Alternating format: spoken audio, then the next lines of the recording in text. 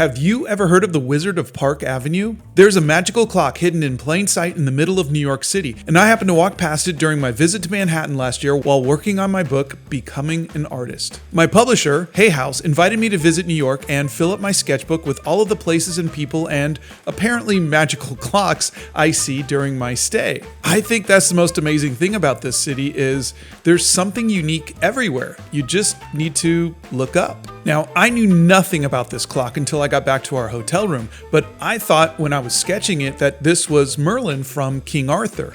I mean, it's a wizard, and that was the first thing that came to my mind. But a little research showed me that the Wizard of Park Avenue was designed in 1925 by the same designers that did the Washington Arch, which I painted last week, coincidentally. It was commissioned by a silk merchant, which explains all of the little silkworms in the designs. And it's not Merlin, but actually an Iranian prophet or possibly magician named Zoroaster, which I found far more interesting because I went down a rabbit hole learning a little about Zoroaster. Okay, but here's the magical thing. Every hour, the wizard clock comes to life. Zoroaster raises his wand and up from the cocoon emerges the Silk Queen. She doesn't do it anymore, but originally the Silk Queen did a little pirouette like this.